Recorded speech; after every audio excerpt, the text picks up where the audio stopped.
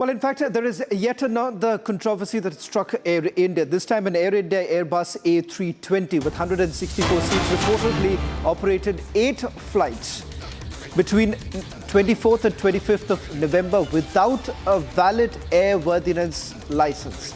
A lapse that was discovered only after an engineer flagged the expired certification. In fact, the DGCA has now launched a probe into the incident, while the airline has basically suspended all personnel involved in clearing the aircraft for service without the required license. The A320 has since been grounded as the regulator continues its inquiry. In fact, this is what we have essentially picked up from the investigation that has been carried out so far. Airbus A320 aircraft that was being used by Air India between 24th and 25th of November flew about 8 times.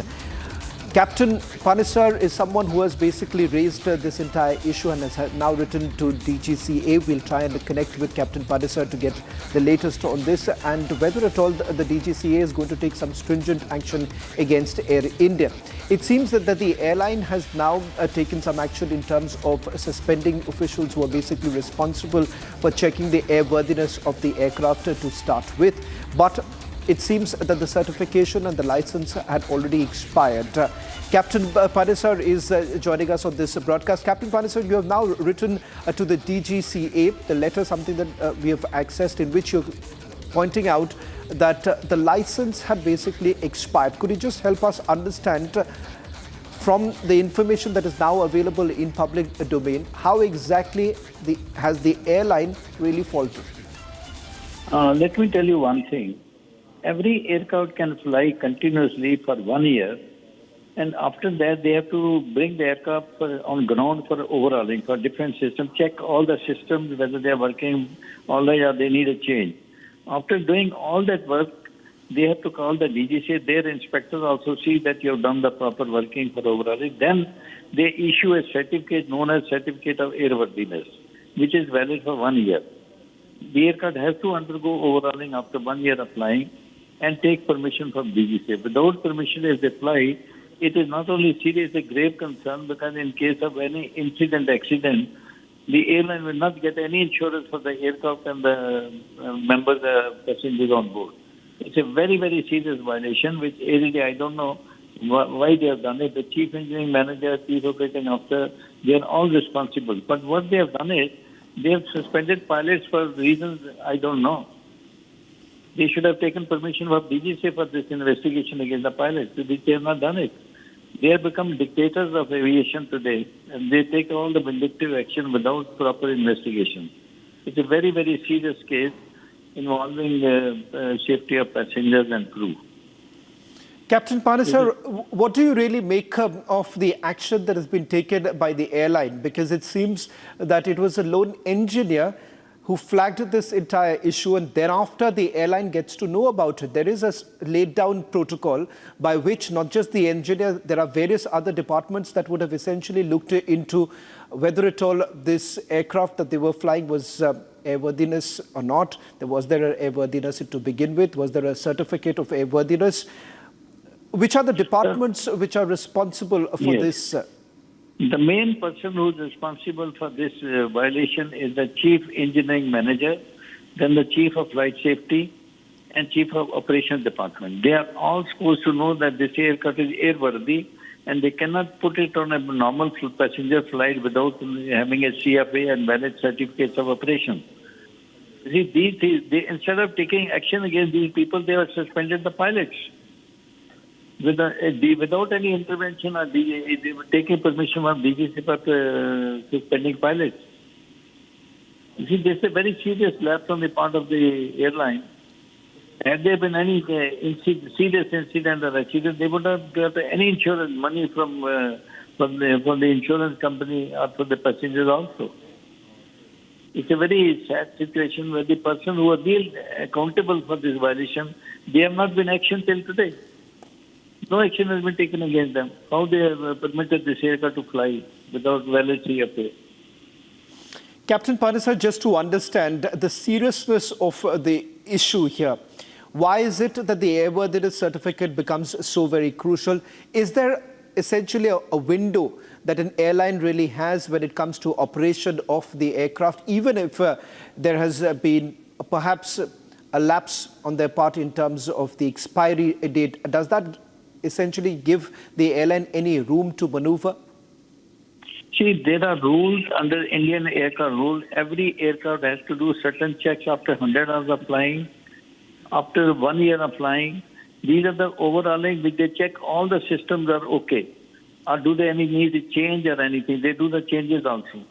These are the mandatory inspections required after 100 hours of flying and after certificate airworthiness, which is valid for 1 year. And then after doing all the overhauling, they have to take the permission from DGCA, fresh validation of this CFA for next 1 year. They cannot fly without revalidating by DGCA this aircraft and all. This is a very serious violation. Captain Panesar, I'll request you to stay on with us as I just quickly recap of what we know so far in terms of the news that has just come in. This is yet another major controversy in which Air India finds itself. The DGCA has ordered an inquiry into the lapse. This is with regards to an aircraft used by Air India. It's an A320 Airbus that was being used by Air India. It seems that the airworthiness certificate had already expired.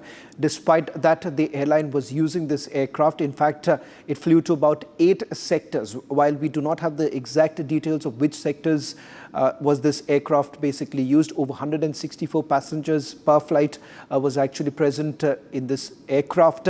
And it turns out that after certain checks that were carried out by an engineer is when the airline actually got to know about the fact that this aircraft's license had already expired, and thereafter they were still using it. So far, there is no word really coming in from the airline. We have also written to the airline for their response in this entire matter. We are waiting for Air India to respond. But going by what we know so far, and Captain Panesar, who has also now written to the DGCA. Captain Panesar, what is it that you are now demanding from the DGCA? Action against the person who are actually responsible for roasting this aircraft on a passenger flight in order of the flight safety. Because if you don't take action, these people will become all right. They will not take any action against the real culprits. We don't want such incidents to happen in future. The investigation is done only to find out the real cause of the action, so that we don't these things do not happen in future. Because Air India has been, after disinvestment of Air India from Government of India, they have been fined almost 6 crores of rupees by the regulatory body. Can you imagine that for various violations of safety? Why they have not taken concern about all those violations? Because they fine them in penalty of 20 lakh, 30 lakh, 40. They are not bothered because that money comes from Tata Trust. Unless you take action against the real culprits, the money does not matter. They find DGCA 40 crore, 30 crore, 1.1 crore for various violations after the record of all the violations. The monetary does not affect these people because the Tata Trust money, they have billions of rupees. They can pay you as much money, 100 crore fine and all. They are not bothered. But who are the culprits, real culprits? Action to be taken against the real culprits. I have written a letter to the Noel Neighbor what is happening in Air India today. But let's see what happens. Captain Panesar, do you suspect that this is an attempt to perhaps cut corners? Is that what the airline was essentially doing? Because when the airline says that they only got to know when an engineer had really flagged it off, are we to really to take this explanation on face value? Is it really possible that an airline, one of the most used airline here, they essentially are trying to say that they were unaware? Sir, every chief engineer has in his own room a big chart which showing the aircraft when is it due for CFA.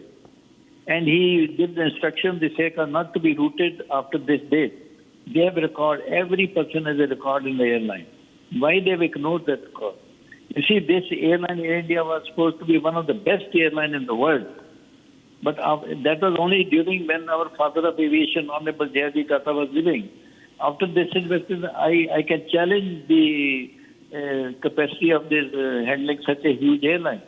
HR department is taking vindictive action. If any pilot says, I cannot go tomorrow because I'm not well, I have some function, they say, we'll sack you. Is this the way to run the airline? Well, in fact, there are very many factors which have ruined this airline after this investment. They have spoiled the image of our father of aviation, J.R.D. Tata. He wouldn't have allowed these things to happen. He himself used to take personal intervention in such cases. well, Captain Parisar, I'll just request you to stay on with us. Mr. J. Rao, who has also been associated with Air India in the past, aviation expert, is joining us on this broadcast. Mr. Rao, while it does not really surprise those who have been associated with Air India, but we are talking about Air India, which is now being run by the Tata Group. Can this entire explanation that has been given by Air India taken on face value, that they were unaware of it, it is an engineer who had flagged it off, and how serious is this matter? I don't trust anybody. I totally agree with you. Air India, from the time it became privatized, is really gone to the dogs. I cannot add anything more than what Captain Panisar has already told you. But I have been flagging these for the last so many years. I paid a heavy price. I lost my job for flagging it. And I'm sure this technician or this engineer today or tomorrow is going to lose his job. It can't be possible because the aircraft logbook is there. The logbook is checked by every engineer after every landing and takeoff. So how can they say we were not even aware? So somebody was pushing the book. And this is a regular trend with Air India. And when you expose such kind of things, what you get is a defamation notice. You know, I honestly speaking, Shawan, I've given up on Air India. I mean, it will not change because the culture is not going to change. Right. From the top to the bottom. I mean, the politicians are involved, the officers are involved, the DGCA. DGCA is I'm sorry I'm saying this, but DGCA is the most rogue organization. I've just got an FIR filed against them at the Villapalle police station in Bombay. Well, in fact, it seems that the DGCA time and again has given the long rope to Air India. We're not very sure how long have they now given them, 15 days or even more than that, because every show cause notice that has actually gone to Air India, they've essentially been given 15 days time. In fact, earlier today, there was yet another controversy embroiling Air India. This is with regards to a British national who left the airport and till date hasn't been traced, once again linked to Air India, and a response that has come in from Air India is quite laughable.